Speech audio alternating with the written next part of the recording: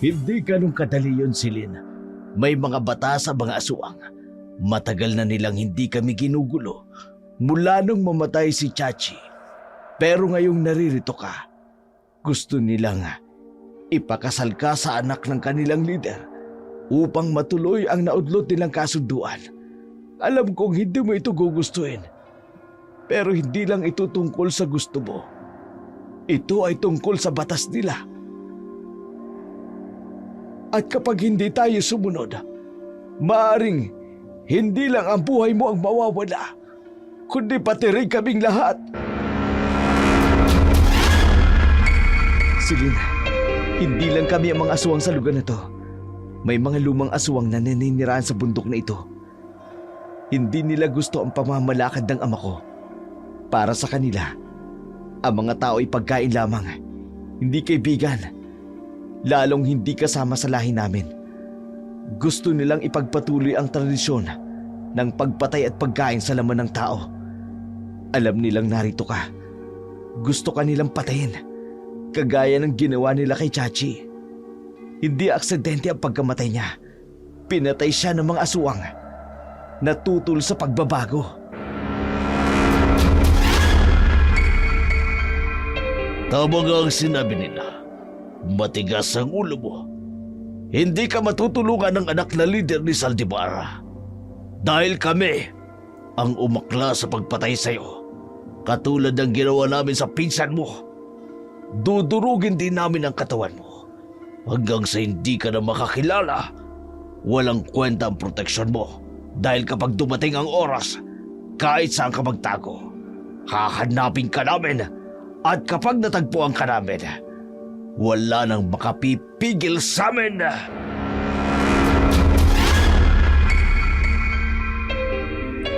Sige, lumapit ka. Akala mo natatakot ako sa inyo? Hindi na ako yung dating Celine na pabaya at walang pakialam. Gusto niyo akong patayin? Subukan niyo. Hindi ako tatakbo. Hindi ako magtatago. At kung iniisip niyo na isa lang akong mahina at walang laban, nagkakamali kayo. Lalaban ako. Kahit isa-isa kayong bumagsak sa harapan ko, hindi ako magpapatalo. Hindi ako isang aswang tulad ninyo, pero hindi rin ako isang biktima. Sa bawat bayan, may mga kwentong hindi maipaliwanag, mga alamat na ipinapasa-pasa mula sa mga henerasyon hanggang sa susunod na mga henerasyon. Mga paniniwalang sa tingin ng marami ay katang-isip lamang. Ngunit paano kung ang mga ito hindi lang isang kwento? Paano kung sa likod nito, ang katahimikan ng isang malayong nayon ay may itinatagong lihim na hindi dapat mabunyag? Ako po si Celine Shadow, isang 22 taong gulang, na laking lungsod. Walang paniniwala sa mga alamat ng matatanda.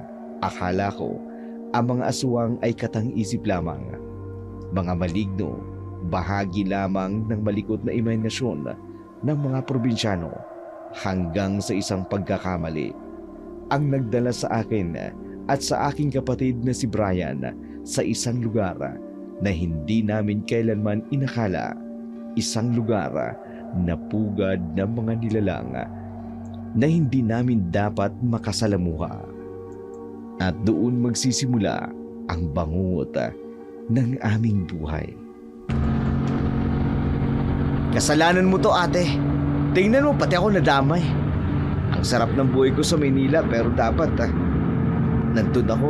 Pero dahil sa pagkakamali mo, pati ako pinatapon dito sa probinsya. Pwede ba, Brian? Manahimik ka na lang. Kung gusto mo bumalik ka sa lungsod, iwanan mo na ako dito sa gubat. Whatever. Wait. Naririnig mo ba ang naririnig ko? Oo, naririnig kita. Di naman ako bingi. Pwede ba? Tulungan mo na lang ako mag-navigate. Bakit ang lamig? Pakiramdam ko, may malakas na hangin sa loob ng sasakyan. Nakasarado naman lahat ng bintana. Oh my God, nakakatakot to ah. Come on, Brian. Gumawa ka ng paraan, please. Nakakainis naman oh. Kailangan na nating umalis sa lugar na to. Bakit ba walang signal dito? Ang dami-daming lugar sa Pilipinas. Bakit dito pa naisipang tumira ni na Tito Felix at Tita Aurora? Brian, pwede ba magmaneho ka na lang? Natatakot na ako. Baka mamaya may mga aswang dito. For heavenly sake. There's no more aswang today. We are living in 2025. Hindi ko na iniisip kung totoo man ang aswang o hindi. Ang gusto ko lang magmaneho ka para makaalis na tayo rito. Yun na nga yung ginagawa ko. Ano pa bang gusto mo? Tulungan mo ako mag-navigate para mabilis nating mahanap ang bahay ni na Tito. Hindi yung reklamo ka ng reklamo dyan para ang bata. Whatever! Basta magmaneho ka na. Gusto ko nang umalis sa lugar na to. Matatakotin talaga ako, Dark Shadow. Malakas akong uminom, pero pagdating sa usaping multo at aswang, tumitiklop agad ako. Kaya naman nung mga gabing yun, habang nasa gitna kami ng kawalan, iba ang pakiramdam ko. Para bang may nagmamasid sa amin na hindi ko maipaliwanag. Mag-uumaga na bago namin nahanap ang tahanan ni na Tita at Tito. Masaya naman silang nakita agad kami at inasikaso. Sana magustuhan ninyong magkapatid, lalo na malapit na ang piyesta. May inuman po ba, Tito Felix? Pilya ka talaga. Pero pasensya ka na. Nangako ako sa mama mo na hindi mo na kita patitikimin ng alak. Ang unfair naman. So, kapi-kapi lang muna, ganun? Oo, kape-kape muna. Siya nga pala, kumusta ang kapatid mo? Stable naman siya nung umalis kami. I'm sure. Alam niyo na nakasalanan ko, Tito. Ang mahalaga ay ligtas ang ate mo at inako mo ang pagkakamali mo. Yun ang mahalaga, Celine. Matapos ang pag-uusap namin ni Tito Felix, inanyayahan kami ni Tita Aurora na pumunta sa bayan upang mamili ng mga handa para sa paparating na piyesa sa nayon. Habang nasa bayan kami, hindi ko maikakaila ang mga matang nakamasid sa amin. Ang ipinagtataka ko pa, bakit aligaga si Tita na makaalis ka agad kami dahil baka raw abutan kami ng takip silim. Which is weird. Dahil sa lungsod, inuumaga na ako ng uwi at sadyang gabi na ako na lumalabas upang mag-party. Ang boring naman dito. Wala man lang pwedeng puntahan na gimikan. Hindi ka pa talaga mabubuhay kung wala kang party. Kaya nga tayo pinatapon dito dahil dyan sa kapaparty mo. Hindi sana ako nadamay sa kalokohan mo. Sana masaya ako ngayon sa ibang bansa kasama si Millicent. Ang dami mong reklamo. Sabi ko naman sa iyo pwede kang umuwi kung gusto mo. Ako lang naman ang grounded. At sa tingin mo hindi magsusumbong sina Tito at Tita? What the hell? Ano yung tunog na yun? Parang may mabigat na bagay na bumagsak sa may bubungan. Brian! Celine! Ayos lang ba kayo? Tito, ano pong nangyari? Ano po yung bumagsak sa may bubungan? Hindi nila gustong narito kayo. Sinong sila? Gulong-gulo kaming magkapatid kung anong ibig sabihin ni Tito Felix. Agad niya kaming dinala ni Brian sa basement ng kanilang bahay. Tuliro naman kami ni Brian habang sumusunod sa kanya. Doon nga niya sinabi ang kanilang lugar ay puga daw pala ng mga aswang at albularyo. Gusto ko mang mapatawa pero hindi ko magawa. Lalo pat kita ko ang takot sa mga mata ni Tito at Tita Aurora. So ibig sabihin, may mga aswang sa panahon ngayon and mga albularyo? What? Marami sila. Ang bayan na ito ay napili nilang tirahan dahil payapa at hindi masyadong dinarayo ng mga taga-syudad. Katulad ninyo. Excuse me, Tito. Hindi namin kasalanan na pumunta dito. At FYI, kung ayaw nila sa amin, mas lalong ayaw namin sa kanila. At hindi ko kakayaning makakita ng mga pangit na aswang sa totoong buhay. Hindi ganun kadali yun. May mga batas sa mga aswang. Matagal na nilang hindi kami ginugulo. Mula nang mamatay si Chachi. Si Ate Chachi? Ano naman ang kinalaman niya sa mga aswang na yan? Gusto nilang ipakasal si Chachi sa anak na tagapagmana ng kanilang leader. Nagbibiro ba kayo? Magpapakasal sa mga aswang na pangit? Well, mabuti na lang namatay si Ate Chachi. Kung hindi kawawa naman siya. Celine, ano ka ba? Yang bibig mo. Oops. No offense man, Tito. Walang anuman. Kahit masakit, kahit papano ay masaya ang anak ko dahil nakalaya na siya. At sa tingin ko, mauulit ang gusto nilang mangyari. Ano pong ibig niyong sabihin, Tito? Nasa tungkulang na si Tivala, ang anak ng pinuno ng mga aswang. Nang mamatay si Chachi dahil sa aksidente, pinili nilang isalba ang buhay nito. Dahil patay na patay si Diban dito. Pero sawi sila magawa yun. Kaya nagmamakaawa kami na hayaan nila kaming manahimik na lamang at mailibing ang aming anak. Pumayag naman sila. Subalit merong kapalit.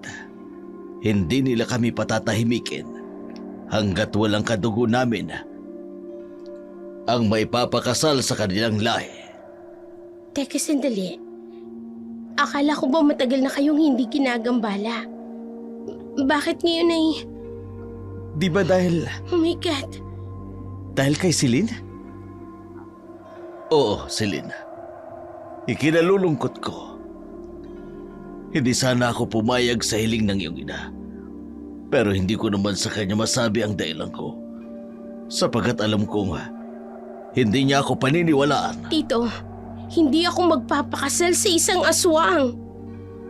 Takot na takot ako noon, Dark Shadow. Akala ko nga, pinaprank lang ako ni Tito. Pero seryoso siya sa kanilang mga sinasabi. Kinabukasan, may namataan kami ni Brian. Isang itim at mamahaling sasakyan ang pumarada sa harapan ng bahay ni Tito. Sa takot ko, hindi na ako lumabas. Buong maghapong, nagkulong lamang ako sa aking silid. Gusto ko nang umalis dito, Brian. Please, mag-book ka ng flight patungong Singapore. Sasama ako sa'yo. Kung ayaw mo kong isama, i-book mo na lang ako ng flight patungong Japan. Ganyan ka ba talaga ka-selfish? Ano? Iiwanin mo sila Tito at Tita? Tatakas ka? Anong gusto mong gawin ko? Ipakasal ang sarili ko sa aswang. At saka, kasalanan ko ba to? Ginusto ko ba to? Of course! Hindi ko naman gustong makasal ka sa aswang. Ang sa akin lang, huwag mong takasan ang problema. Huwag kang duwag. Hindi ko problema to. Nadamay lang ako sa unfinished business ni Ate Chachi dyan sa mga aswang na yan. Okay, nalulungkot ako na namatay siya. Pero kung ano man ang problemang naiwan niya, mali naman yatang ako yung sumalo. May sarili akong buhay.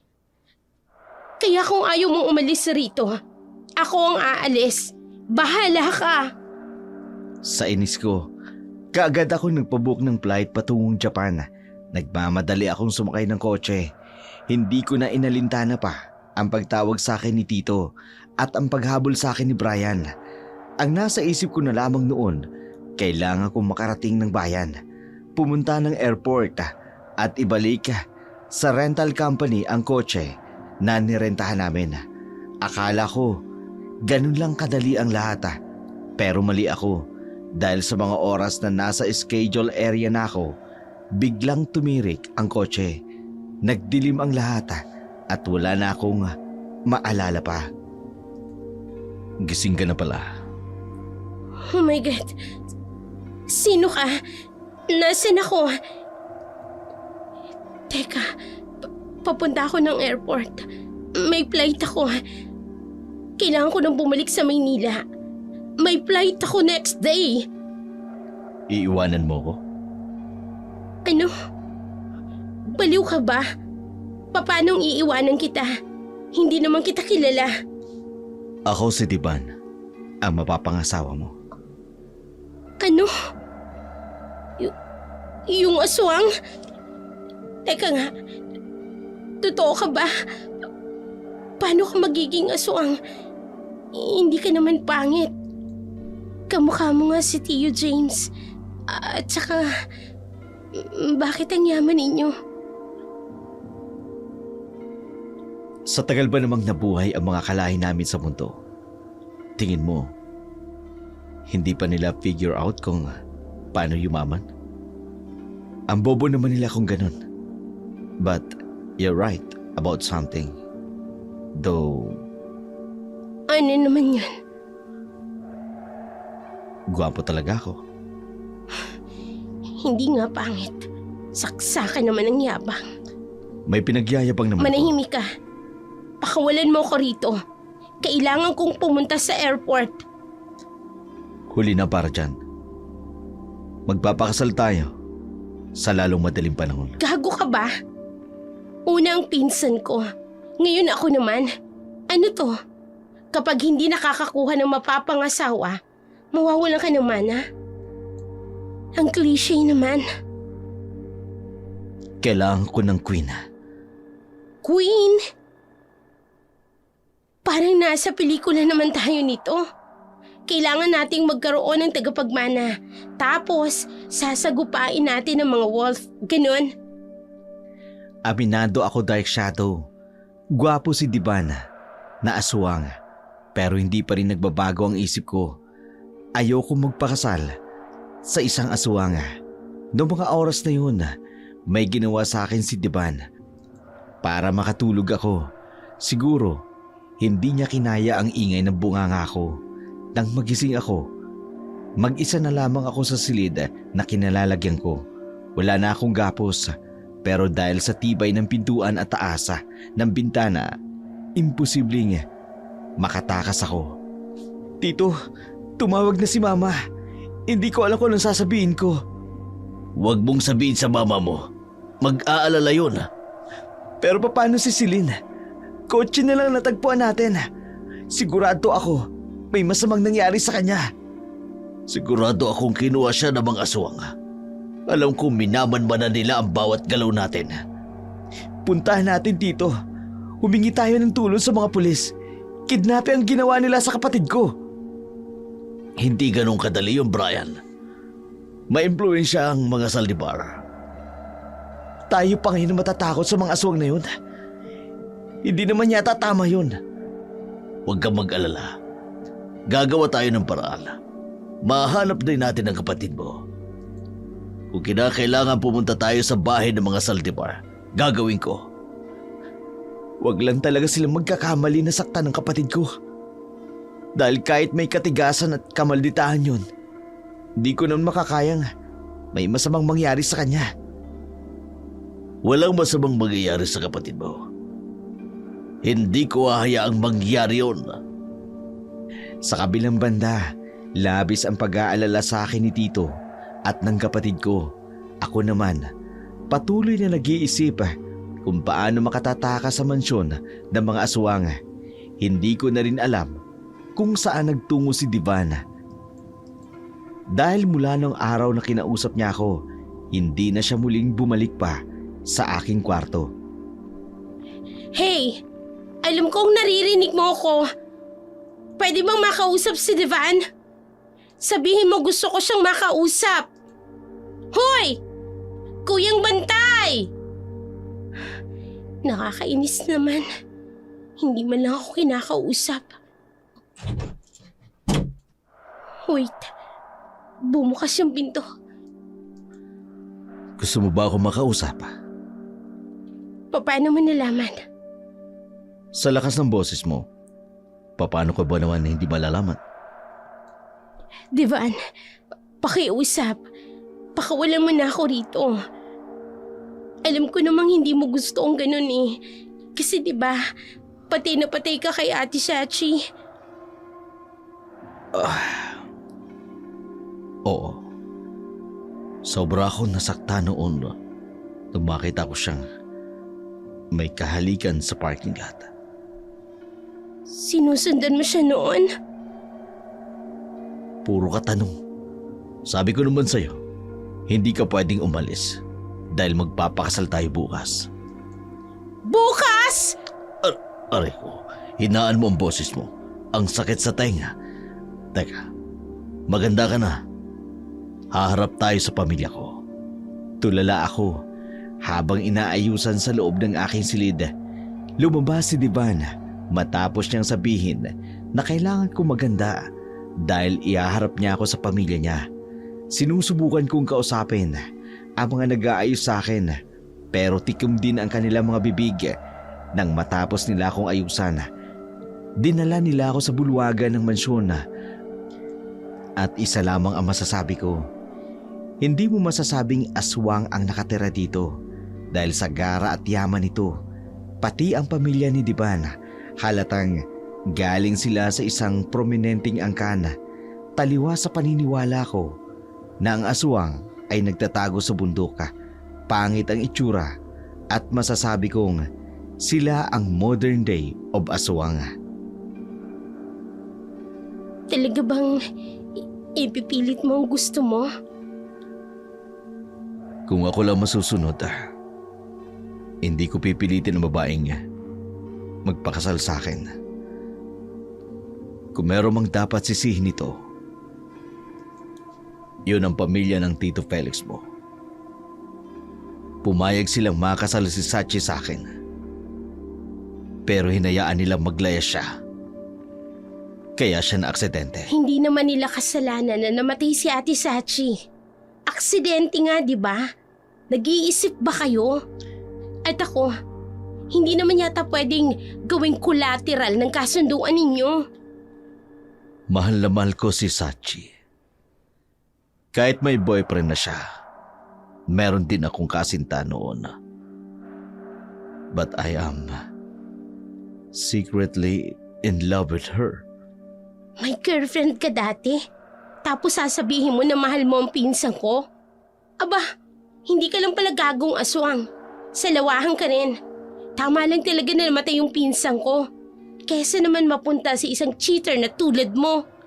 I was confused at that time. Matagal na kami ng ex-girlfriend kong si Eva. Nang makilala ko si Chachi, sobrang ganda niya. Agad ako nagkagusto sa kanya. Alam mo, Divan, pakawalan mo na lang ako rito bago pa kita masuntok sa mukha. Sige, pakakawalan kita. Talaga? Pakakawalan mo na ako? Pakakawalan kita. Mamayang hapon, malaya ka nang makakaalis. Walang sino man ang pipigil sa'yo. Sa hindi ko malamang dahilan, pinakawalan nga ako ni Divana. Sa labis na tuwa ko, nagtatakbo ako papalayo ng mansyon ng mga aswang. Pero dahil hindi ko naman kabisado ang gubata, nagkandaligaw-ligaw ako. Laking tuwa ko nang makita ko ang mga taong tumulong sa paghahanap sa akin. Ang tigas kasi ng ulo mo, pinagsabihan ka na. Pero lumayas ka pa rin. Hindi ako lumayas. Nagpaalam ako sa'yo. Pinakawalan ka talaga ni Dibala nang ganong kabilis. Opo, Tito. Sabi ko pakawalan niya ako. Ginawa niya naman. Hindi ako naniniwala na basta ka na lamang niyang pakakawalan.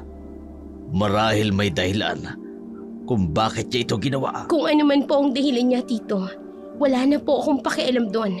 Babalik na po kami ni Brian sa Maynila. Opo, Tito. Uuwi na po kami. Ikinalulungkot ko. Celine, Brian, subalit hindi na kayo basta-basta makakaalis sa lugar na to. Pero bakit? Minarkahan ka ng mga aswang. Hindi ko alam kung anong markang sinasabi ni Tito. Pero porsigido kami ni Brian na umalis ng gabing yun. Sinusubukan naming umalis pero hindi namin malamang dahilan. Bigla kaming sinugod ng mga malalaking paniki. Ang sabi ni Tito, mga aswang daw ang mga yun. Ma, gusto ko na pong umuwi. Ayoko na po rito. Maawa naman po kayo sa akin at kay Brian. Pinapangako ko, magtitino na ako, Ma. Hindi na ako magiging pasaway. Mag-aaral na ako ng mabuti. Basta kunin niyo na kami rito. Please, Ma. Umiiyak akong habang nagmamakaawa kay Mama, pero hindi niya ako pinakinggan. Nang araw din yun, muli kaming binalikan ng pamilya ni Divan. Ano raw pong kailangan ng mga aswang niyong tito? Nais nilang gawin ang kasal sa lalong madaling panahon. Kasal? Pero tito, hindi ako pumayag. Ang akala ko, pinakawalan na ako ni Divan. Ayos na yung lahat. Hindi sila papayag na hindi kayo makasal ni Tipan Silin. Si Divan, ang pag-asa nilang mas dumami pa ang kanilang lahi. Eh di maghanap sila ng aswang na maaari nilang ipakasal kay Divan. Hindi yung normal na taong kagaya ko. Patawarin mo ko, Silin. Kasalanan ko ang lahat ng ito. Hindi mo to kasalanan, tito. Kasalanan to ng mga aswang na yun. Hindi ako papayag sa gusto nila. Hindi nila maaaring diktahin ang buhay ko. Sa inis ko sa nalaman, hindi ko mapigilan ilabas ang lahat ng hinanakit ko. Ang hindi ko maunawaan kung bakit ganun na lamang ka-persistent ang mga aswang na matupad ang kasunduan nila sa pamilya ni Tito. Pati tuloy ako nadadamay. Mga walang hiyang aswang na yan. Akala ba nila sila lang ang marunong manakot? Tingnan ko lang kung hindi sila mamatay kapag sinabuyan ko sila ng asin at bawang. Silin, ba ginagawa mo? Bakit may dala kang maraming bawang at asin? Susugurin ko yung mga aswang na yan. Sasabuyan ko sila ng dala kong bawang at asin. Nababaliw ka na ba? Hindi sila ang mga aswang na nabubuhay sa bundok. Malamang, imyo na sila sa asin at bawang. Aswang pa rin sila, Brian. Nangangain sila ng tao. Kaya maaaring takot pa rin sila rito. Tama na. Mag-isip na lang tayo ng ibang paraan. Paano kung binabantayan nilang bawat galaw natin? Ito na lang ang tanging paraang naiisip ko para patayin sila. At sa tingin mo ba, magagawa mo yan na mag-isa? Hindi ko alam. Pero susubukan ko. Desperado na akong makaalis ng lugar na yun. Pero alam naming pareho ni Brian na binabantayan nga kami ng mga aswang. Kaya naman, naisip naming magplano ng konkretong hakbang upang makaalis. Pero hindi ganun kadaling takasan ang sitwasyon. Isang gabi, sa gitna ng aming mahimbing na pagtulog, bigla na lamang may nangyaring hindi inaasahan. Oh my God! Yung bintana ng kwarto ko, nabasag! Tito! Tulong!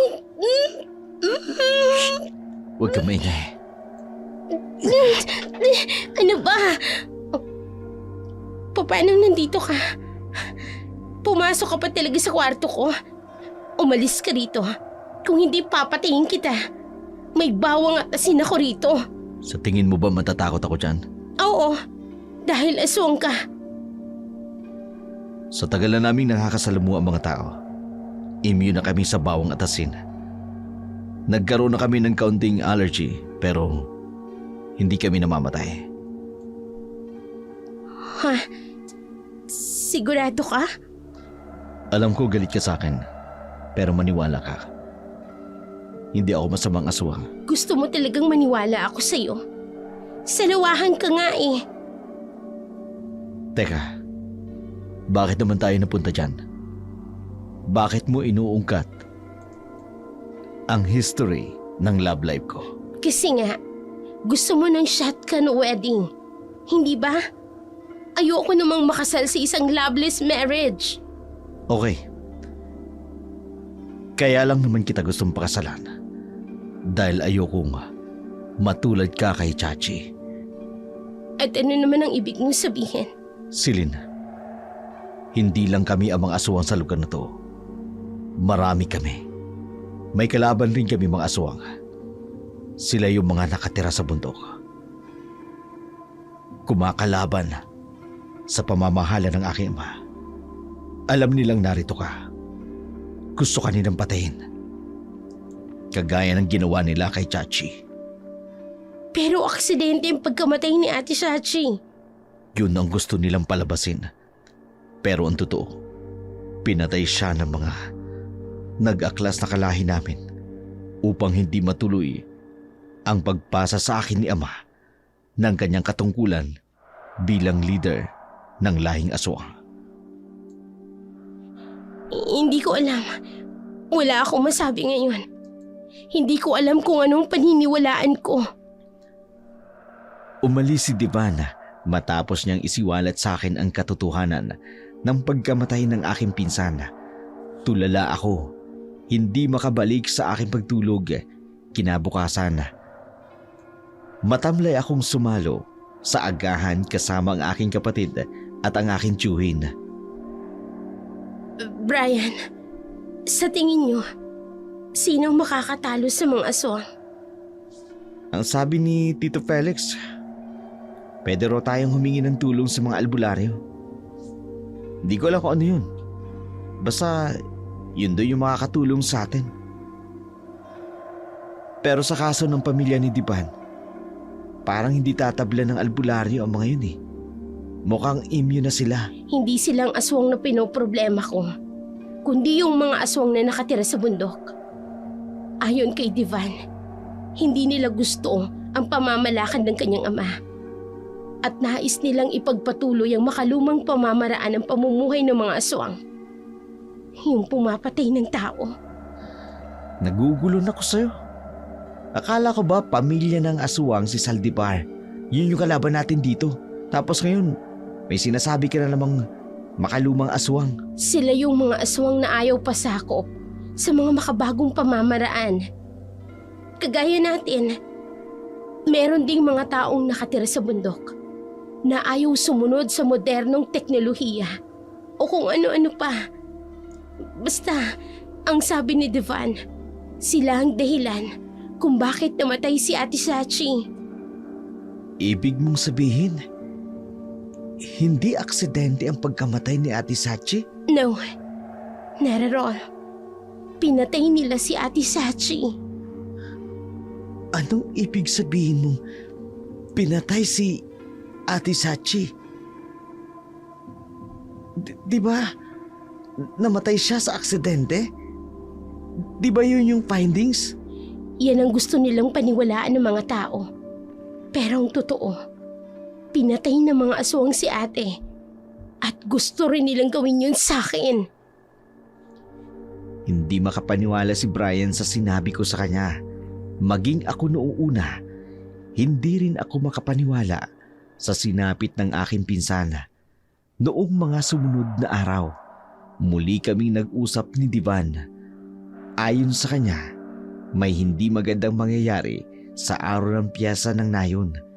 Kaya kung maaari raw, magdoble ingat ako at huwag makikipag-usap sa mga taong hindi ko naman kilala. Natakot ako, Dark Shadow. Subalit, kinakailangan ko talagang tatagan ang aking loob dahil hindi pa ako handang mamatay. Tulungan ko na po kayo, Tito. Wala naman po akong ginagawa. Salamat, Selena. Maaga lang na umalis ang kapatid mo at ang tita mo para mamili ng ilang ricado para sa handa natin mamaya. Tito, magsisimba po ba tayo mamayang madaling araw? Pwede po bang huwag na lang tayong umalis ng bahay? Selena, may bumabagabag ba sa'yo? Parang may kinatatakutan ka. Tsaka, nakaagwalian na ng aming pamilya na sumama sa prosesyon at dumiretso sa simbahan tuwing piyesta. Tito, paano po kung may mga aswang doon at may masamang mangyari sa atin? Natatakot lang po ako. Hindi mangyayari yun. Naroon kami para protektahan ka. hindi ka pakikialaman ng mga Saltipar. Lalo na't nagkausap na kami tungkol sa kasal. Sinabi nila nga, walang mangyayaring masama sa'yo. Tito, sana po maunawaan ninyo ko. Hindi ko lang po talaga maiwasan na matakot. Naunawaan ko si Lina. Kahit ako. Hindi rin naman ako kampante. Pero huwag ka mag-alala. Pagkatapos nating magsimba, uuwi ka agad tayo dito sa bahay. Hindi na tayo magtatagal sa labas. Ayos ba yun sa'yo? Ayos na ayos po sa akin, Tito. Maraming salamat po. Nakita ko ang determinasyon sa mukha ng aking tiyuhin na para bang sinasaad nitong hinding-hindi magbabago ang desisyon niya.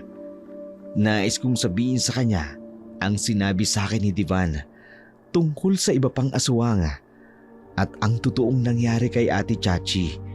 Pero ipinagsawalang kibuko na lamang hanggang sumapit na ang gabi. Sumama kami sa prosesyon. Ramdam ko ang kakaibang pakiramdam. Yung mga parang maraming mga matang nakatingin sa amin. Namawis ang mga kamay ko habang hawak ang isang stick ng kandila. Pumanatag na lamang ako. Nang pumasok na kami sa simbahan. Celine, Divan, anong ginagawa mo rito? Katatapos lang namin magsimba.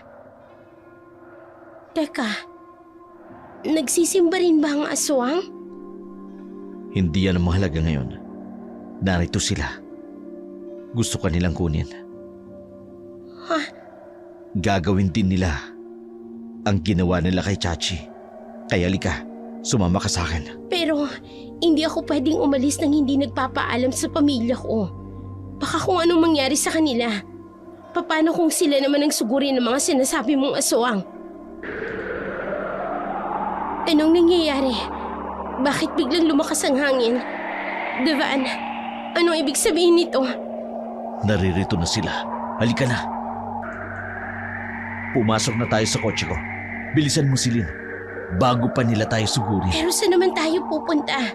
Huwag mong sabihin babalik na naman tayo sa mansyon nyo. Oo, pero huwag ka mag-alala. Kapag payapa na, ihatid kita sa inyo kaagad. Halika na. Umalis na tayo at papalapit na sila. Sige, sasama ako sa iyo. Nagpatianod ako kay Tiban. Mabilis kaming tumakbo patungo sa kanyang sasakyan.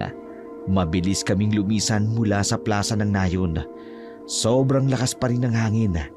Para bang pinipigilan kaming makaalis. Pero determinado si Diban na makaalis kami ng lugar na yun. Ang buong akala ko tapos na ang lahat nang makalabas kami ng Nayon. Pero hindi pa pala. Bigla kaming sinugod ng mga naglalakihang paniki. Mabuti na lamang nakagawa ng paraan si Divan.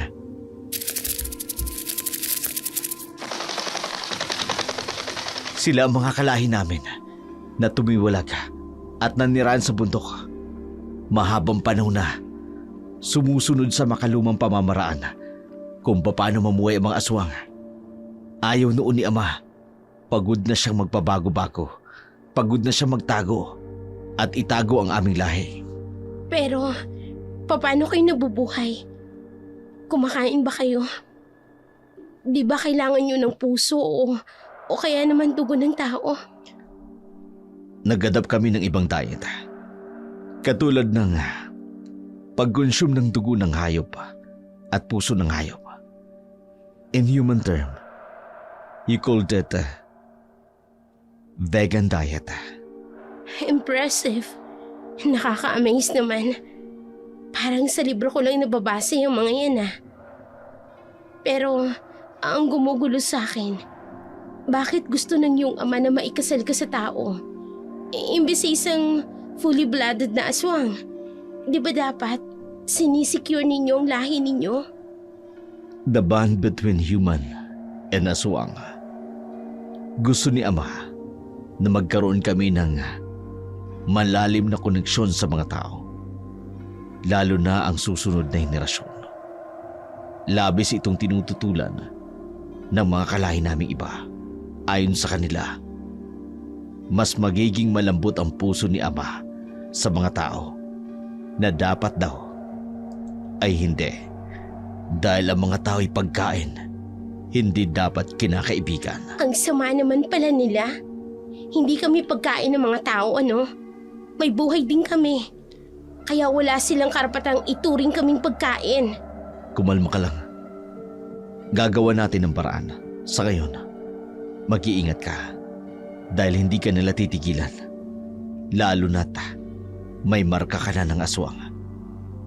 Kilala ka bilang fiancé ko.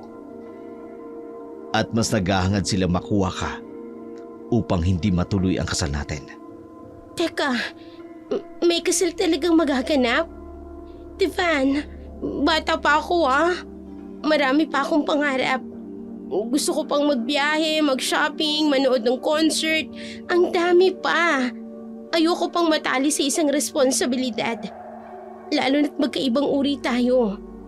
Aswang ka, tao ako.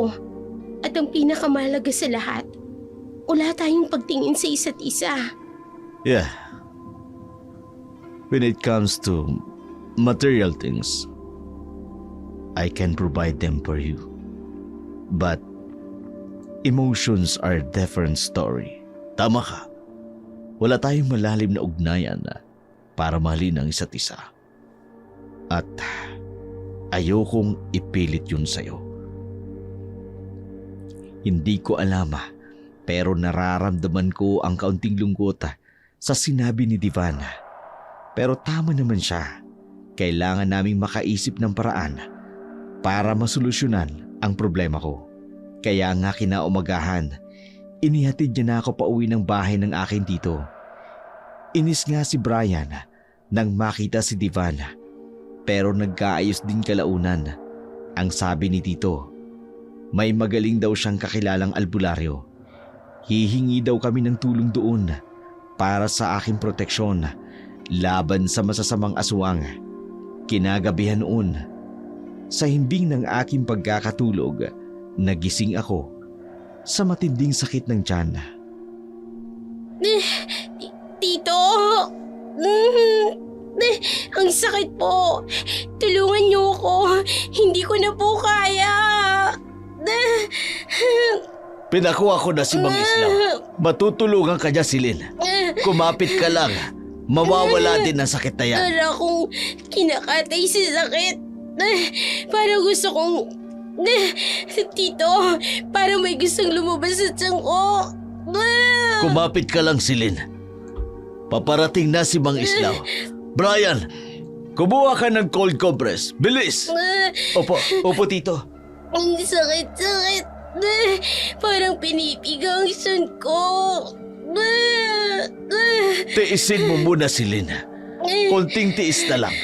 Paparating na ang albularyo. Bigyan niyo ako ng kahit anong gamot.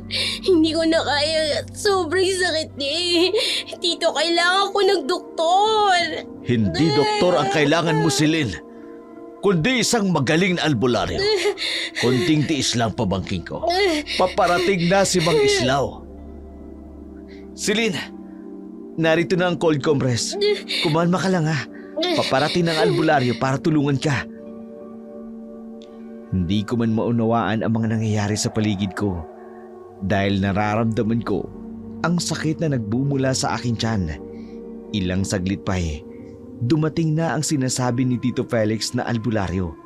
Kaagad niya akong dinaluhan at tiningnan ang aking kalagayan.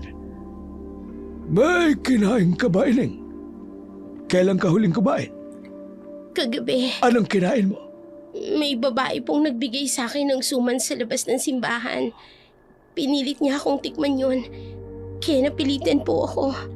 Hindi yun ordinaryong babae lang. Isa yung aswang. Sa pamamagitan ng halamang gamot na ibinigay ko sa'yo, isusuka mo ang lahat ng lason na ibinigay sa'yo. Sige. Nga. Sige po. Inumin mo ito. Inumin mo! Gusto ka nilang patayin, Ining? Kahit anong paraan ang maisip nila, gagawin nila. Mapatay ka lamang. Hindi nila gustong maging kabilang ka sa lahi nila. Hindi ko rin naman po gustong mapabilang sa lahi nila. Oh, Diyos ko! Tulong! May nagsisilabasan na may itim na parang lusak sa bibig mo! Iling! Ba't hindi ang paglalason sa'yo na mga aswang? Tulong! Diyos ko, ano yan? Bakit may itim na likid yung lumalabas sa bibig ng kapatid ko?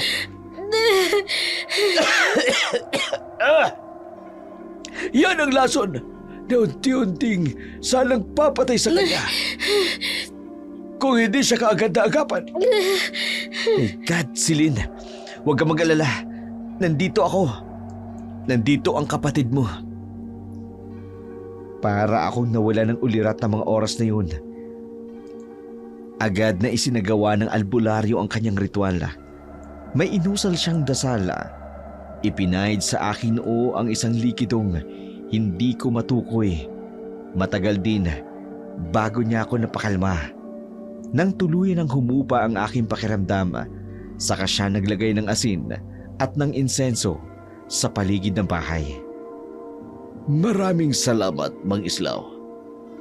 Hindi matatawaran ang tulong na iyong ginawa sa aking pamangkin. Pero, hindi pa rin ho namin maiwasan ang hindi mangamba. Paano kung maulit-uli ito? Kailangan niyong magdoble ingat, Felix. Kung nais mo, maaari naman akong manatili ng ilang araw upang masigurado ang kaligtasan ng iyong pamangkin. Sigurado ako, babalik siya. Babalik ang mga aswang. Hindi po ba kami nakakaabala sa inyo? Dahil ko ako ang masusunod, pabor po sa akin ang inyong aloka. Hindi yon magiging kaabalan sa akin. Masaya akong nakatutulong. Kaya sige, maglalagi ako rito ng ilang araw upang masigurado ang kaligtasan ng iyong pamangkin. Maraming salamat po, Mang Islaw. Naguguluhan na rin po ako kung anong dapat kong gawin. Hindi ko kasi kayang sabihin sa kapatid ko ang mga nangyayaring suliranin dito. Dahil may sarili rin siyang problema na inaayos sa Maynila. Huwag kang mag-alala. Tutulungan kita. Sa suliranin mo tungkol sa mga aswang na gumugulo sa iyong pamangkin. Naglagi nga ng ilang araw ang albularyo sa bahay ng aking tiyuhin upang bantayan ang aking kaligtasan. Hindi ko alam kung nagkataon lamang, pero wala akong naramdamang kakaiba. Walang aswang ang lumapit o nagparamdam hanggang tuluyan ng umalis ang albularyo. Okay na siguro tong napitas kong bulaklak. Landa na kasi mga bulaklak ni tita. Ining, maaari ba akong makainom ng tubig? Nauuhaw na ako. Napakainit kasi ng panahon. Naku, Lola, pawisan po kayo. Sandali lang po Maupo na muna po kayo sa labas ng gate. Ikukuha ko lang po kayo ng tubig sa loob. Pwede mo ba akong papasukin sa iyong tahanan, Ining? Napakainit kasi rito sa labas. Naku, Lola, pasensya na po. Hindi ko po kasi bahay ito. Sa tito at saka sa tita ko to. Baka po kasi magalit sila kapag nagpapasok po ako ng estranghero. Tama nga ang sabi nila. Hindi ka basta-basta nahuhulog sa bitag. Ano ho? Magpasalamat ka. At mataas ang sikat ng araw. At may pangontra kayo sa paligid. Dahil kung hindi, wala nang makapipigil sa akin na paslangin ka at dukutin ang iyong puso. Hindi. Isa kang aswang? Oo. Isa kong aswang. At ito ang tandaan mo.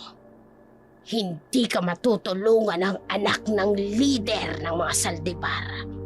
Dahil kami ang mga umaklas ang isang papatay sa'yo. Katulad ng ginawa namin sa pinsan mo. Nang mga oras na yun, hindi na ako makakilos. Kaharap ko na ang isang aswang. Oo, nakita ko mismo ang pamilya ni Divana. Mga aswang rin sila, pero ibang aura ng aswang nakaharap ko. Puno ito ng galit at puot. Uhaw sa hindi ko malamang dahilan. Nakita ko rin na mula ang mga mata nito na tila ba hindi nakatulog ng ilang araw. Nang sa wakas ay nagkaroon ako ng lakas ng loob. Walang habas akong tumakbong patungo sa loob ng bahay. Alam kong nakasunod pa rin sa akin ng tingin ang aswang. Tumatapang na mga aswang. Heto si Lil. Ilagay mo ito sa iyong mahiwagang langis. Yan ang pangontra sa mga aswang. Pati na rin itong bawang at asin. Mang Islaw, paminta at laurel na lang po ang kulang Mag-aadobo na tayo. Pero salamat po at bumalik kayo. Kung hindi po, hindi ko na alam ang gagawin ko. Maging sina tito at tita, lubhang natatakot na rin po. Kung sana lang ay kayang daanin sa pagluto ng adobo ang pakikipaglaban sa mga aswang ining. Sana'y contest na lang pagluluto, no? Pero isa itong seryosong laban. Alam ko naman po yun. Ano po ba sa tingin ninyong pinakamainam na hakbang para labanan ng mga aswang? Habang buhay na lamang po ba akong magtatago dito sa loob ng bahay? Maging mapagmatsyag at mapanuri, ining. Dahil higit kang may alam, ang mga aswang na ito ay mga agresibo. Gagawin nila ang lahat upang hindi matuloy ang kasal mo sa kanilang kalahi. Ayaw nilang malahian ng isang tao. Ilang ulit ko nang sinabi, walang kasalang magaganap. Hindi namin gusto ni Devan ang isa't isa. Bakit pa kasi napunta ako sa ganitong sitwasyon? Pinagsisisihan ko na talaga kung bakit napakatigas ng ulo ko. Kung sana nagpakatino na lang ako sa Maynila, di sana wala ako dito ngayon. Naglaging muli sa aming tahanan ang albularyo. Kagaya ng paglalagi nito noon. Wala muling gumagambala sa amin, pero nagkaroon ako ng ibang bisita, si Divana. Mabuti naman at naisipan mo pa akong dalawin na aswang ka. Ang tagal mo ring nawala Wala ka man lang pasabi kung kailan ka babalik. Teka, bakit ka nga pala bumalik? Unang sagot sa tanong mo. Busy lang ako sa mga negosyo ng tatay ko. Pangalawa, anak ako ng leader ng mga aswang. Maraming tungkulin ang dapat gampanan. Pangatlong sagot sa tanong mo. Kung bakit ako bumalik. Ayoko kasing mamiss mo ko. Nang sobra-sobra. Baka mawala ka sa katinuan. Hindi ka rin naman talaga mayabang na aswang ka, no? Excuse me lang hindi kita na-miss. At kahit kailan, hindi mangyayari yun. Kaya naiinis ako sa'yo dahil 2 beses na akong muntik patayin ng mga kalahi mo. Una, nilaso nila ako. Pangalawa, may pumuntang aswang rito. Mabuti na lang at may proteksyon na inilagay yung albularyo. Dahil kung hindi, baka pinagpiyastahan na nila ako ngayon. Nabalitaan ko nga. Kaya nga ako nandito. So nabalitaan mo na pala? May maipoprovide ka bang tulong? Kasi as far as I remember, sabi mo sa akin, tutulungan mo ko laban sa mga kalahi mo. O asa na? Itatakas kita. Kayo ng kapatid mo. Dadaling ko kayo sa Manila para hindi na kayo masundan pa ng mga umaklas na kalahi namin. So ganun na lang yun. Itatakas mo lang kami. Tapos, magtatago ng ilang linggo. para kaming kriminal nun. Yun lang ang maipapayo mo? Ang tumakas? Sa tingin mo ba, hindi ko sinubukang tumakas noon? I know that, Celine. Pero trust me, hindi mo kakayaning makipaglaban sa mga kalay namin. Sanay silang makipagbuno at yun ang ayaw naming mangyari hanggat At the end maaari. of the day, kakampi mo pa rin ng mga kalahi mo. Ayaw mong may mamatay sa kanila, Devan. Hindi ko kasalanan to. Hindi ko kasalanan na maipit sa gulo ng pamilya ng tito ko at ng pamilya mo. Bakit? Kung maitakas mo ba kami, gaano ka kasigurado na walang aswang sa Maynila? Na hindi nila kami masusundan? Basta magtiwala ka lang sa akin. Aayusin ko ito. Hindi mangyayari sa'yo ang nangyari kay Chachi. Hindi ka nila masasaktan. Umalis na si Divan sa gitna ng aming pagtatalo. Masama ang aking loob. Siguro dahil takot ako. Takot akong hindi lang may mangyari sa akin, kundi pati na rin sa aking pamilya.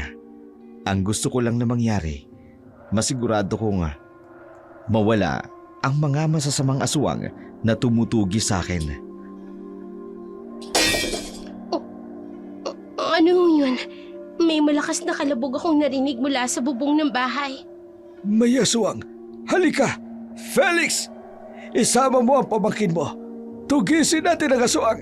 Hindi titigil ang mga yan hanggat hindi nakukuha si Celine. Halika na, Brian. Kumuha ka ng napakaraming bawang at asin. Kunin mo ang baril ko. Halina kayo! Bilisan ninyo! Ikaw, Celine, kahit anong mangyari, huwag na huwag kang lalabas. Dito ka lang sa loob ng bahay. Huwag mong iwawalay sa katawan mo ang asin at bawang. Ang pangkontra bigay ko sa'yo. Opo, Mang Islaw. Masusunod po. Tito, mag-iingat po kayo. Huwag ka mag-alala, Celine. Hindi kami maano. Tayo na. Mang Islaw, Brian, tara na. Kagaya ng sinabi ni Mang Islaw, hindi ako lumabas ng bahay. Pipi akong nagdarasal kasama si Tita. Ganun na lamang ang pagkapatda namin nang makarinig kami ng putok ng baril at ng mabilis na pagtakbo. Bumalik si Tito kasama si Brian at si Mang Islaw. Ayon sa kanila, muntik na nilang mahuli ang aswang, subalit nakawala ito. Natatakot po ako, Mang Islaw. Hindi na po sila tumitigil. Hindi nila ako titigilan hanggat hindi ako namamatay. Hindi namin papayagang mangyari yun, Celine. Kung kinakailangan pumatay rin kami ng maraming aswang, gagawin namin. Pero Tito, ang gusto ko po ay matigil na ang lahat ng ito. Gusto ko na pong bumalik sa dati kong buhay. Gusto ko na pong bumalik sa Maynila. Sige, gagawa ako ng paraan. Ngayon, mas iisipin ko muna ang kapakanan mo. Tama ka. Hindi ka collateral sa kasunduan namin ng mga Saldivar. Kung ano man ang maging kasunduan namin noon, natapos na yon nang mamatay ang aking anak. Pero Tito, hindi po aksidente ang pagkamatay ni Ate Sachi. Anong ibig mong sabihin? Pinatay po siya ng mga aswang na tumutugi sa akin ngayon. Dahil ayaw nilang makasal si Ate Sachi kay Devan. Oh, mga hayop ang mga aswang na yan! Nakita ko ang galit sa mukha ni Tito Felix nang sabihin ko sa kanya ang katotohanan.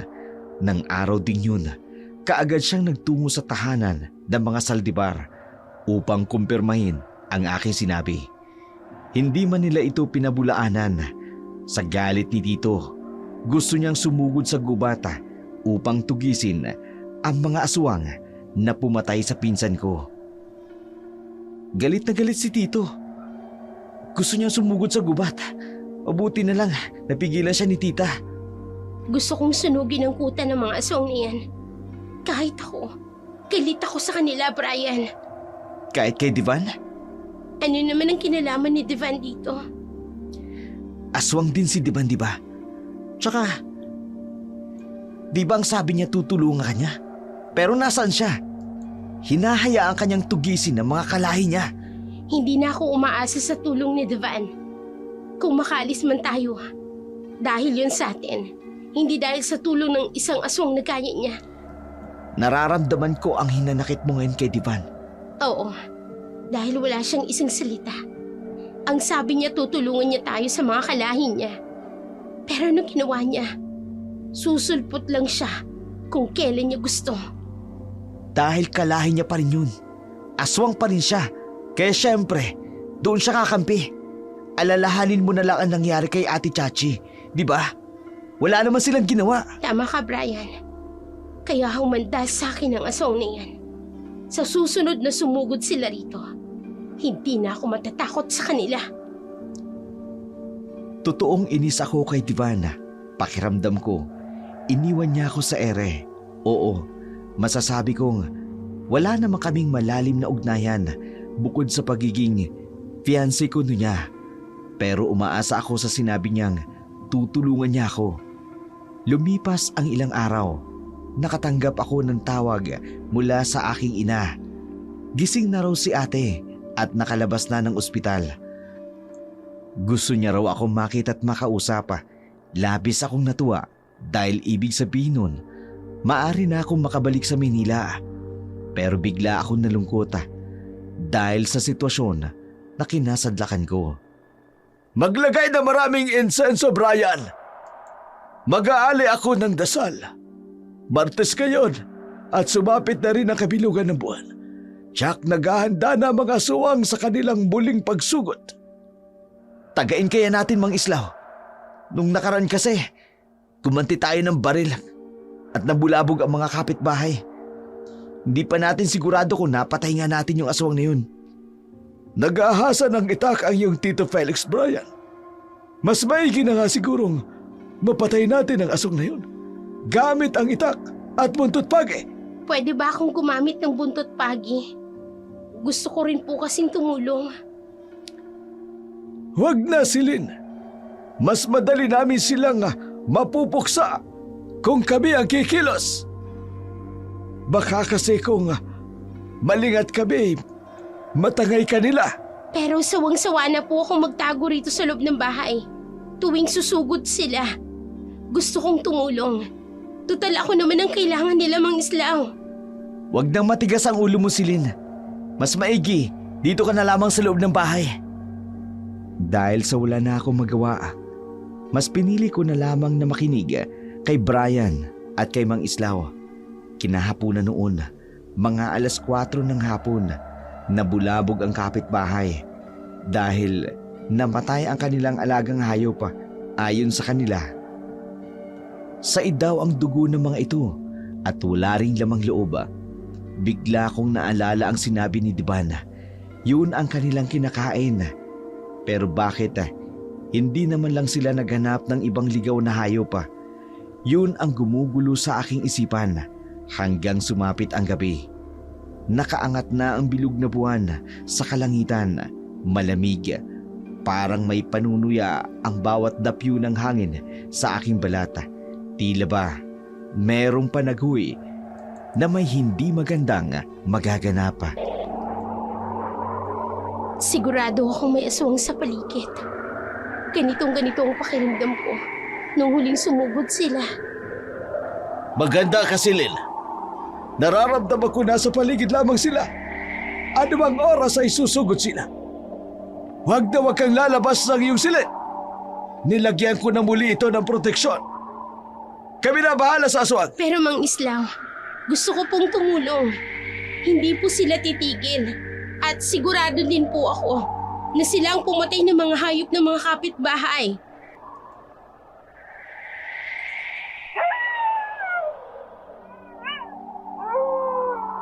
Nakakatakot ang alulong ng aso.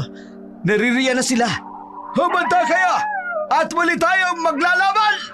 Ibigay niyo sa akin ang extra buntot pagi. Kung sakali mang magpumilit silang pumasok, hindi ako mangingiming lumaban at patayin sila. Eto, Silin. Kahit anong mangyari, wag na wag kang lalabas. Tayo na, Brian! Felix! Lalabanan natin ang mga aswang! Tayo na! Labas! Sugo! Nang mga oras na yun, alam kong hindi lamang isang aswang ang sumusugod sa tirahan ni Tito. Ramdam ko rin ang bawat pag-alulong ng mga aso sa paligid. Hawak ko ng mahigpit ang puntot pagi.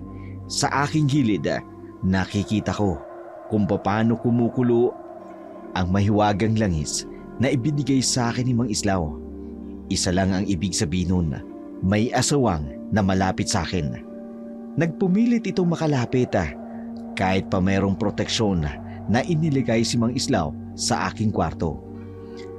Ganun na lamang ang pagkabigla ko nang biglang bumukas ng malakas ang bintana sa aking kwarto at tumambad sa akin ang isang korte ng tao, ngunit nasaan yung paniki. Nanlilisik ang mga mata nito. Isang aswang. Sige, lumapit ka. Hindi ako mangingiming patayin kang asong ka.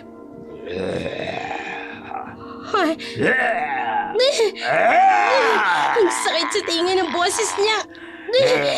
Susugurin niya ako. Ang buntot pagi. Kawawas-iwas ko ng ganito. Itong bagay sa'yo. Natamaan ko siya. At ngayon, namimilipis siya sa sakit. Puti nga sa iyong asong ka. Hindi. Anong ginagawa niya? Ang kanyang mga kuko. Unti-unting humahaba. Hindi. Kakalmutin niya ako. Hindi. Iiwas ako. Ang sakit. Naabot niyang tagiliran ko. Tanggapin mo ang bintana ng tubig! Mamamatay ka, aswang ka! Mang Islaw, naging abo ang aswang na sinabuyan mo ng holy water. Pero si Silin, may malaking sugat siya sa tagiliran. Kailangan natin siyang tulungan bago pa siya maubusan ng dugo. Dali natin siya sa ospital. Hindi niya kaya ang tapal ng dahon sa sugat niya. Mabuti na lamang naunahan niyang mapuruan ng aswang gamit ang buntot pagi. Kung hindi, baka hindi natin siya maabot ang buhay. Opo, Mang Islaw, kukuha po ako ng masasakyan. Ang tagiliran ko. Ang sakit. Hindi ko may galaw ang katawan ko. Mangislaw. Napuruhan ka ng aswang na yon sa tagiliran mo. Hindi kakayanin ng pagtapal ng dahon ng sugat mo. Kailangan naming daling ka sa ospital sa bayan upang mahinto ang pagdurugo at matahi ang iyong sugat, Silin. Pero paano kung masundan tayo ng mga aswang? Delikadong daan. Kami na ang bahala, Silin. Ilalagay ko sa iyo ang mga pangontrang ito. Sasama rin ako sa ospital para masigurado ang kaligtasan mo. Mang Islaw, nakahanda na po ang sasakyan natin. Nagising ako sa ospital nang may malaking benda sa aking tagiliran. Naalala ko ang pagsugod sa akin ng aswang. Hindi rin naman ako nakatagal sa ospital. Muli akong bumalik sa tahanan ni Tito. Hindi na rin ipinagbigay alam sa mga magulang ko ang nangyari sa akin. Ayon kay Brian, napatay nila ang naturang aswang na sumugod sa akin. May tuwa naman akong naramdaman dahil sa nalaman ko. Kinahapunan, dumating si Divan. May gana ka pa talaga magpakita sa akin, no? Ano? Tinitingnan mo kung buhay pa ako? Heto, buhay pa ako. Hindi nagtagumpay ang mga kalahi mo na patayin ako. Hindi naman niya ang pinunta ko rito. Siyempre, nag-aalala ko malaman ang nangyari sa'yo. Kumusta ka na? Maayos ba ang pakiramdam mo? Ay, wow! Concerned siya, oh. Alam mo, hindi ka nakatutulong sa problema ko. Mas mabuti siguro kung huwag ka na magpakita sa akin. Umalis ka na lang kasi. Mas lalong nagagalit ang mga kalahi mo kapag nalaman nilang nakikipag-ugnayan ka pa rin sa akin. Gusto kong gawin yan. Pero kargo na kita. Believe me or not, gumagawa ako ng paraan habang hindi ako nakikipagkita sa'yo. Pumunta kami sa bundok. Kinausap namin ang mga kalahi namin. Doon, tinigilan ka na. Anong nangyari? Sumunod ba naman sila sa'yo? Mahal na prinsipe, sigurado ako hindi. Dahil sigurado ako, hindi pa rin nila ako titigilan. 'Di ba? Guguluhin pa rin nila ako. Papatayin pa rin nila ako. Titigilan ka na nila. Sinisigurado ko sa'yo, huli na ang pagsugod nila. Umalis ka na lang, Divan. Ayaw na kitang makita. Ayaw na kitang makausap. Ayoko nang magkaroon ng ugnayan sa'yo. Celine, huwag ka naman ganyan. Magkaibigan pa rin tayo. Poprotektahan pa rin kita sa mga kalahi ko. Hindi mo man nakikita, pero ginagawa namin ang lahat para protektahan Pwes ka. hindi sapat. Nakikita mo ba tong tagiliran ko? Munti ko na tong ikamatay, Divan. Alam mo ba ang tahimik ng buhay ko dati? Pero simula nang tumuntong ako sa bayang to at makilala kita at malaman kong ugnayan mo kay Ate Sachi, sa naudlot na kasalan na yan, nagkandaletsi-letsi ng buhay ko. Tapos ako pa ang palaging mag-a-adjust, magtatago, dahil baka dukutin ako ng mga kalahi mong aswang. Patawarin mo ko nang dahil sa akin, nasira ang buhay mo. Pero pangako, hindi kita pababayaan. Sinabi mo na yan dati. Pero anong nangyari? Halos mamatay ako. Laglag ang balikat at nanlulumo si Divan nang umalis siya sa bahay ni Tito. Samantala, ako naman, hindi ko mapigilan ang pangingilid ng aking mga luha dahil sa galit. Siguro o dahil sa inis, dahil sa mga nangyari. Alam kong hindi ko naman dapat isisi ang lahat kay Divan. Dahil kung nagpakita ako ng katinuan sa Maynila, hindi naman ako mapupunta sa lugar na yun. Pero ganun talaga siguro kapag nabulag ka ng galit, naghahanap ka ng mapaglalabasan nito. Marami na namang namatay ng mga hayop sa kabilang baryo. Hindi talaga titigil ang mga aswang na yan, oh. Pero hindi na sila sumusugo dito sa bahay. Siguro natakot dahil sa nangyari sa kasamahan nila. Huwag pa rin tayong pakasisigurado. Alam mo naman ang mga aswang. Unpredictable. Siya nga pala, tumawag si Mama. Gusto niya na tayong bumalik sa Maynila. Gusto ko na rin bumalik sa Maynila, Brian. Gusto ko nang kalimutan ng mga nangyari rito. Pero hindi tayo basta-basta makakaalis dahil sa mga aswang na yan. Magpapatulong tayo kay Mang Islaw. Siguro naman, makagagawa siya ng pangontra upang malaya tayong makalabas sa nayon na to at makaluwas ng bayan, di ba? Hindi ko alam. Nawawalan na rin ako ng gana eh. Ngayon ka pa ba mawawala ng gana? Lahat ng pinagdaanan mo, nalagpasan natin. Magtiwala tayo sa Diyos. Salamat, Brian ah. Kahit palagi tayong magkaaway dati, hindi mo ko iniwan. Tinutulungan mo pa rin ako. To syempre dahil magkapatid tayo. Kahit palagi tayong magkaaway at hindi magkasundo sa ilang bagay, asahan mo, sa huli tayo pa rin yung magkasangga. Hindi kita iiwan, lalaban tayo hanggang sa huli. Aswang man o tao. Sus, para namang gusto kong maiyak niyan. Napaka-touching naman. Payakap nga ako, kapatid ko. Lubos-lubosin mo na. Dahil pagdating natin sa Maynila, bardagulan ulit tayo. Sorry ah, dahil sa akin nadamay ka. Ewan ko ba kung bakit napaka-happy-go-lucky ko na tao. Kaya yan tuloy. Sa halip na nasa syudad tayo, nandito tayo sa liblib na lugar na to. Nakikipaglaban sa mga aswang na dati hindi ko naman pinaniniwalaan. Ay, buhay nga naman oo. Huwag kang mag-alala. Malalampasan din natin to. At yung mga aswang na yan, sisiguraduhin ko. Lulunurin ko silang lahat sa holy water na hawak ko. Masaya ako dahil naririyan si Brian sa tabi ko. Lumipas ang mga araw at unti-unti nang humihilom ang aking sugat sa tagiliran. Bukod sa mga hayop na namatay, wala na kaming ibang nabalitaan na sumugod pa ang mga aswang at hindi ko na rin nakita si Divan. Isang araw, isinama ako ng tita ko sa palengke. Pagka-uwi namin ng bahay, agad kong isinukat ang binili kong bestida sa maliit na tiyangge. Nagandahan ako sa lapat nito sa akin. Pero pagkahubad ko nun, parang nakaramdam ako ng pangangati sa aking katawan.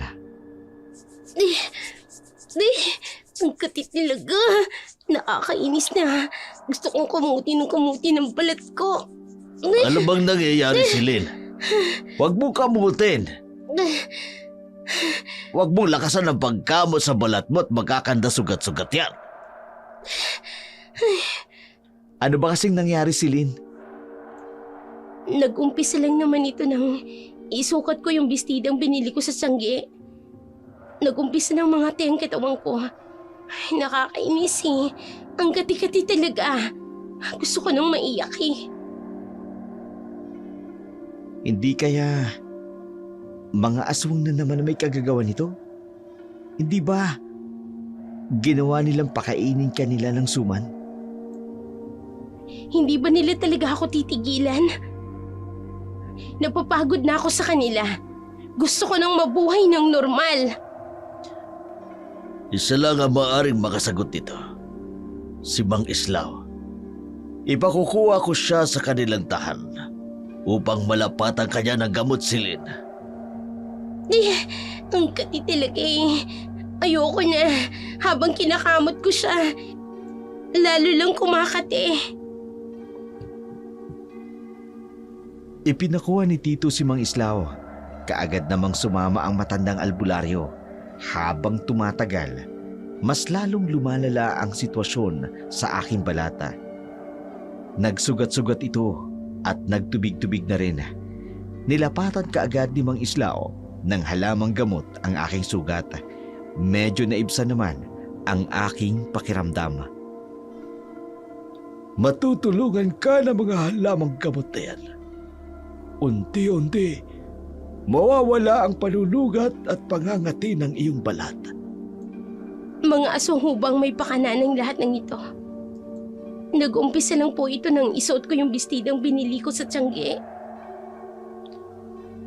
Oh, mga aswang nga may gawa niyan. Nilagyan nila ng kung ano ang bestidang binili mo upang malagyan kanila ng sakit. Malaki talaga ang galit ng mga aswang na ito sa'yo. Talagang hindi sila titigil hanggat hindi nila nagagawa ang gusto nila sa'yo. Ano pong gagawin ko para tigilan nila ako ng tuluyan? Halos nagawa ko na ang abot ng aking makakaya upang tigilan ka nila. Isa lang ang nakikita kong paraan. Ano hong yun? Si Divan. Ano naman po ang kinalaman ng anak ng leader ng mga aswang dito? Wala naman po siyang may tutulong sa akin. Pinabayaan niya na ako na muntik mamatay. Ang pamilya niya at ang pamilyang ito ay merong kasunduan. Yun ang pilit na inahadlangan ng mga kalahi niya sa bundok. Isa lang ang nakikita kong paraan para putulin ang kasunduan. Pero matagal na pong naputol ang kasunduan. Wala pong kasalang magaganap dahil hindi ako magpapakasal sa kanya. Kausapin mo siya, Celine. Siya lamang ang makatutulong sa iyo ngayon. Nahulog ako sa malalim na pag-iisip. Galit ako kay Diban at ngayon, nais ng albularyo na kausapin ko siya dahil siya lamang daw ang makatutulong sa akin. Muli kong pinagmasdan ang aking balata na ngayon puno ng sugata. Napabuntong hininga ako kasi sa tingin ko wala na akong ibang choice kundi kausapin ang aswang na si Divan. Sigurado ka ba sa binabalak mo? Makikipag-usap ka sa lalaking yun? Wala naman akong choice eh. Tingnan mo nga ang itsura ko. At si Mang Islaw na mismong nagsabi na kausapin ko si Devan. Dahil siya lang daw ang makakatulong sa akin. Okay, fine. Hahanapin ko ang lalaking yun na makausap mo. Pero siguraduhin niya lang, ha? Na this time, matutulungan ka niya talaga. Salamat, Brian. Hindi ko alam ang gagawin ko kung wala ka. Nahihiya na rin ako kina Tito. Malaking abala na tayo rito. Ito ka ba? Bakit mo ba iniisip yan? Hayaan mo na yan. Kapag natapos naman ang problema natin sa mga aswang na yun, sigurado ako, gagawa na lang tayo ng paraan para makabawi tayo sa kanila. Dito ka lang. Hahanapin ko lang yung diban na sinasabi mo. Mag-iingat ka. Huwag kang magpapaabot ng dilim sa daan. Hiramin mo na lang yung kotse ni Tito. Huwag ka na mag-alala, ako na bahala dun. Magpagaling ka dyan. Babalik ako kaagad. Ay, alam ko delikato ang gagawin ko. Pero hindi ko naman pwedeng pabayaan ang kapatid ko.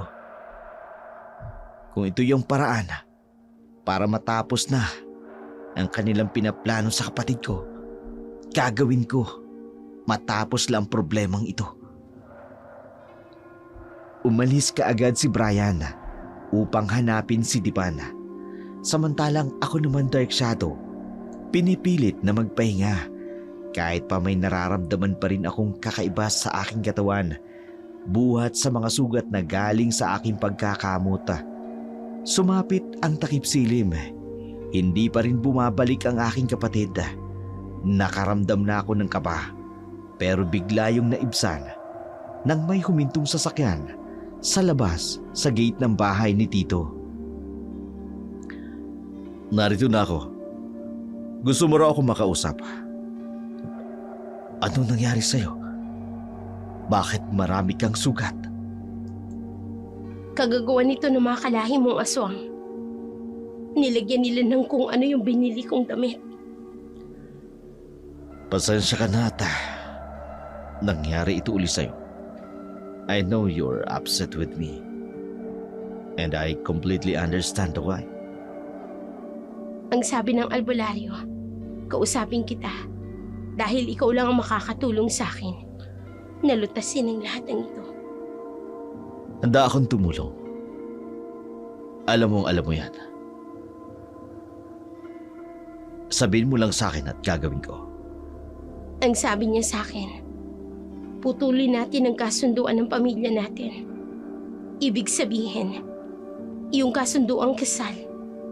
Dahil hinahadlangan yun ng mga kalahi mo. Hanggang hindi napuputol yun, hindi nila ako titigilan. Kung yan ang nais mo mangyari, makakaasa ka. Sasabihin ko sa aking ama na putulin na namin ang aming kasunduan mula pa kay Sachi upang tigilan ka na ng mga kalahi ko. Sa tingin mo, sa oras ba na ginawa mo yun, tuluyan na nila akong titigilan? Yun ang sabi ng albularyo, hindi ba? Let's just hope for the best. Sana pagkatapos nito, makuha mo na ang minimithi mong katahimikan. Dahil maging ako man, hindi ko rin nagugustuhan ang nangyayari sa'yo at ang sinapit mo. Hindi ko alam kung namamalikmata lamang ba ako. Pero may nakita akong lungkot na mabilis na bumatay sa mga mata ni Divan. Siguro, guni-guni ko lamang yun. Pagkatapos ng aming pag-uusap, Dark Shadow, muling pumunta ang pamilya ni Divan sa bahay ni Tito upang opisyal na selyuhan ang pagputol ng kanilang kasunduan. Sa wakas, natapos na rin ang kasunduan ng pamilya natin sa mga aswang na yun. Sana naman, tigilan na nila tayo. Sana nga, para naman matahimik na tayo at makabalik na tayo ng Maynila. Wait, sandali lang.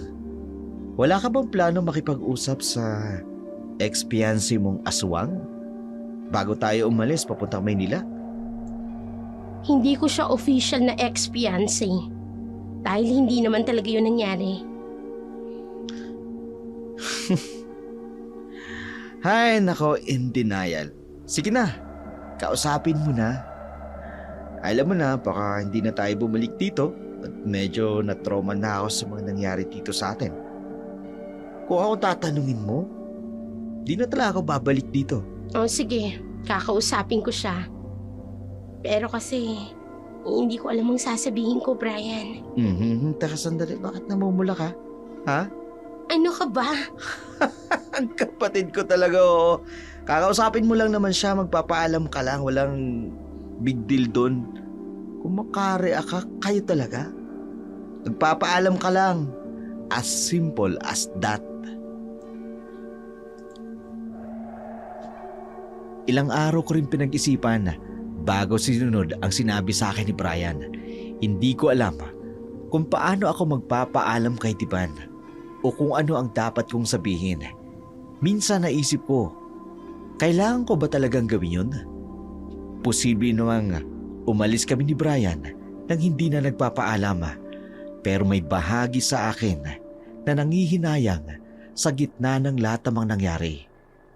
Nakilala ko si Tiban kahit paano, naging parte na siya ng buhay ko. Kwentong hindi ko inaakalang mangyayari sa isang tulad kong laki ng lungsod. Pinagmasdan ko ang sugat sa aking balata. Unti-unti nang gumagaling. Paalala ng pakikipaglaban ko sa mga aswang. Napabuntong hininga ako at napangiti. Matapos ang ilang araw na pag-aalinlangan, sa wakas, makikipag-usap na ako kay Tiban. Kumusta ka naman? Pasensya ka na. After namin pumunta sa bahay ninyo upang opisyal na putulin ang kasunduan, hindi na ako bumalik pa. May kailangan din kaming ayusin ng pamilya namin. Ayos lang ako. At saka ano ka ba? Wala ka namang obligasyon na bumalik pa. Nagulat nga ako nang pumayag ka na putulin yung kasunduan. Gusto ko lang magpasalamat at humingi ng sorry sa'yo sa mga nasabi ko noon. Alam ko medyo sumobra din ako. Pero konti lang ha. Hindi ko naman talaga intensyon na saktan ng damdamin mo. Mga babae nga naman ang hirap talaga mag-admit ng pagkakamali. Pero okay lang yun. Nakakaintindi naman ako. Lalo na sa mga pinagdaanan mo. Ako rin naman. Mas malaki ang pagkakamali ko sa'yo. Sorry din kung hindi agad kita naprotektahan sa pamilya ng mga kalahi ko. May pagkakataon din naman na tinulungan mo ko. At kung hindi dahil sa'yo, baka mas lumala pa ang lahat. Okay na yun. At least ngayon, official na. Hindi na ako ginugulo ng mga kalahi mo. Ano nga palang ginawa mo? At tuluyan nila akong tinigilan. Aside sa pagputol mo sa kasunduan, parang hindi kasi ako naniniwala na basta-basta na lang silang susunod sa inyo. Kung ano man ang ginawa ko, akin na lamang yun. May paraan kami mga aswang na hindi maintindihan ng mga tao. Basta sigurado ako, hindi ka na nila gagambalain pa. At least ngayon, masaya ako dahil tahimik ka na. Makababalik ka na sa Maynila. Sa totoo lang, kahit ayokong aminin, mamimiss din kita, Silin. Hindi ka katulad ng ibang taong nakilala ko. Hindi rin naman kita malilimutan. Alam mo yun, sino ba namang makakalimot sa isang gwapong aswang na nagligtas sa buhay ko? Salamat, Tivan. Babalik na ako ng Maynila kasama ang kapatid ko. I think this is goodbye. Yeah. This is goodbye. Goodbye, Silin. Mag-iingat ka palagi. Pwede ba kitang yakapin? Bilang pagtatapos.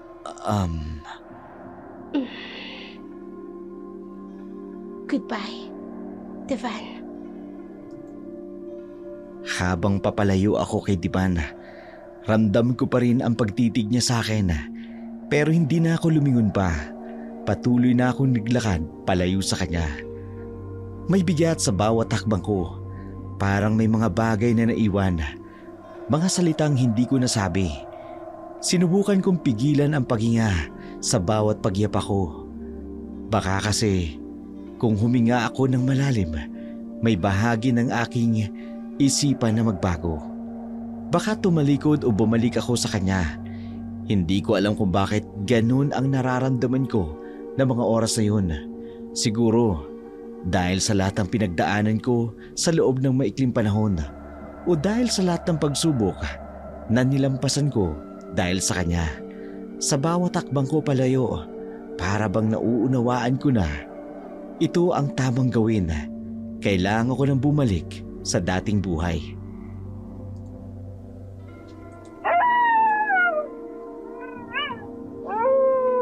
Makinig kayong lahat. Bilang anak ng pinuno ng mga aswang, alam kong hindi lahat sa inyo ay sang-ayon sa aming pamumuno. Alam ng iba, ng karamihan sa inyo, na naninirahan sa bundok ay salungat sa makabagong pamamaraan ng aking ama sa kanyang pamumuno. Pero ito yung tatandaan ninyo. Ang lahat ng ito ay ginawa niya upang hindi na tayo muli pang magtago sa dilim. Pero iginagalang namin ang inyong paniniwala. Ang pakiusap ko lamang, huwag ninyong gagambalain ang babaeng nagngangalang Silin. Sinelyohan na namin ang aming kasunduan. Pinutol na ang kasunduang kasal. Alam ko ang ginawa nyo kay Chachi. Hindi ko nahahayaang ulitin ninyo ito ngayon. Dahil sa oras sasaktan nyo uli siya, hindi nyo magugustuhan kapag ako ay nagalit. Nagkakaunawaan ba tayo?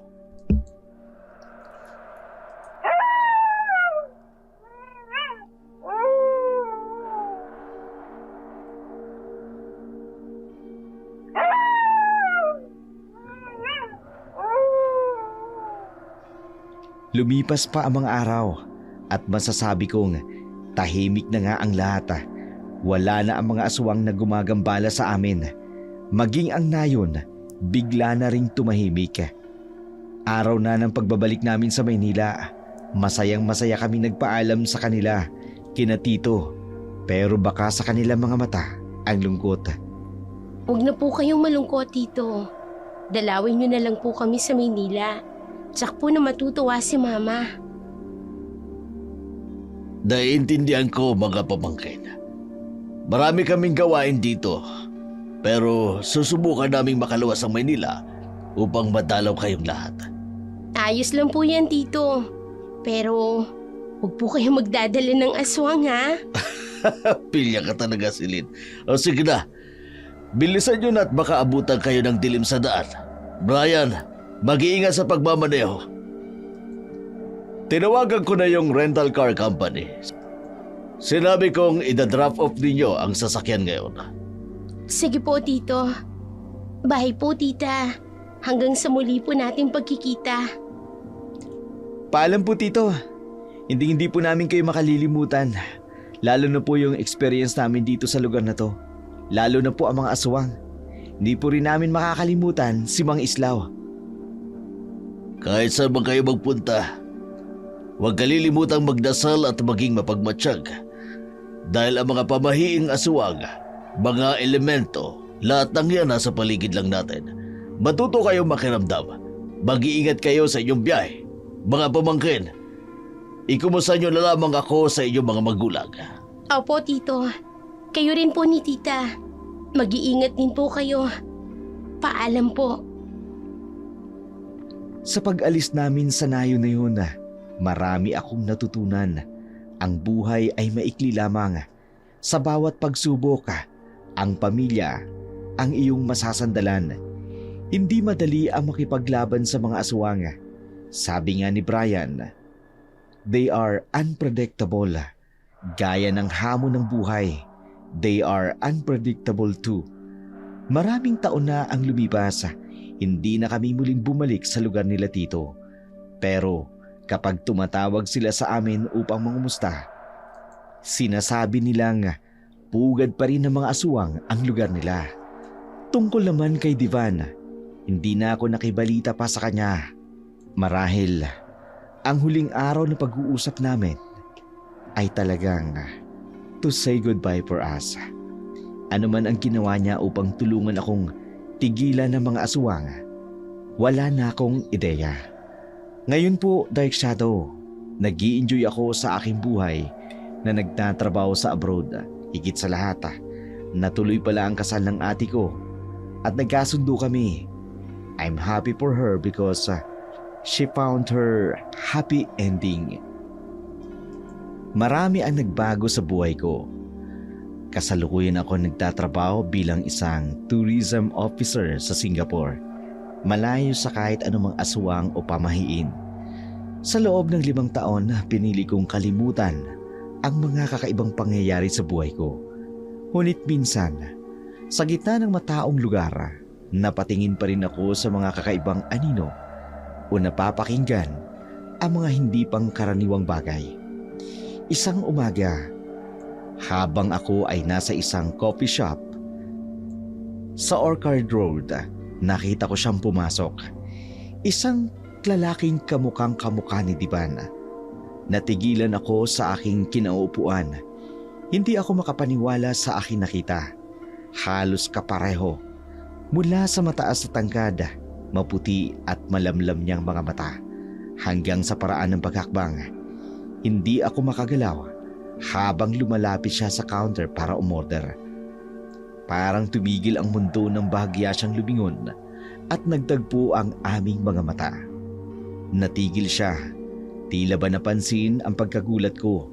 Saka siya lumapit sa mesa ko, pagkakuha ng kape niya. Excuse me, you look Filipino. Pinoy ka rin? Oo, Pilipina ako. Sorry sa pagtitiga.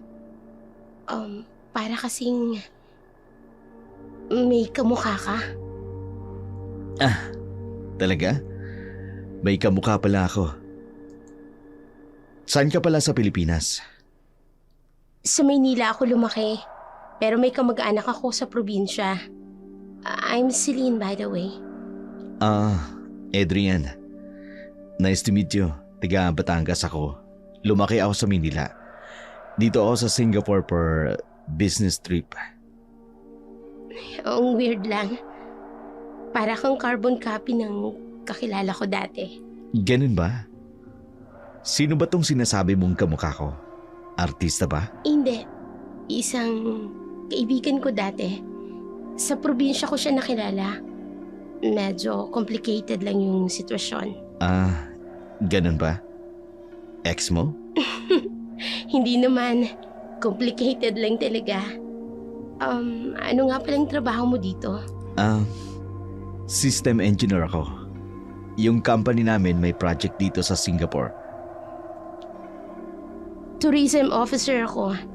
2 years na ako dito sa Singapore. Talaga? So kilala mo na siguro lahat ng magagandang lugar dito na hindi masyadong alam ng mga turista. Oo naman. Marami akong alam na hidden gems dito. Free naman ako buong maghapon. Pwede mo ba akong samahan at itour mo naman ako unless may gagawin ka pa? Actually, pwede kitang samahan. Wala naman akong appointment ngayon. Salamat.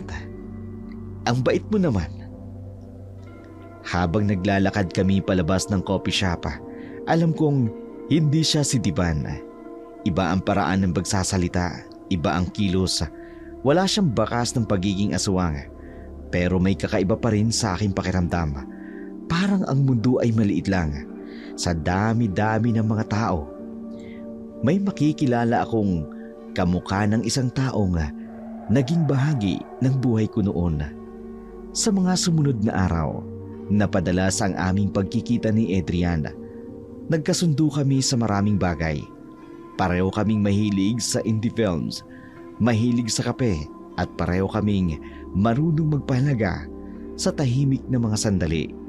Hindi naging hadlang ang kanyang pagbabalik sa Maynila dahil patuloy kaming nag-uusap online.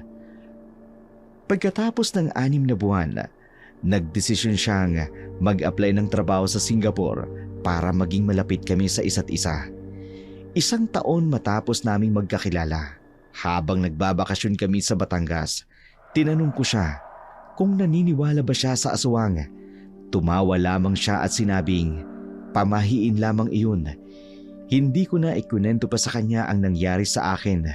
Minsan, may mga kwentong kailangan na lamang manatiling sikreto. Hindi ko alam kung destiny nga ba ang pagkakakilala namin o ang pagkakahawig niya kay Divan. Nagdulot lamang ito ng pagka-interes ko sa kanya noong una. Ang alam ko lang, minsan may mga taong dumarating sa buhay natin sa hindi inaasahang paraan at oras. Na mga oras na yon napagtanto ko ang kwento ng aking nakaraan. Ang pakikipagsapalaran ko sa mga aswang ay naging bahagi na lamang ng paghuhugis na kung sino ako ngayon. Isang babaeng handang magmahal muli, handang magsimula sa isang bagong kwento, sa isang bagong Divan na nakilala ko noon.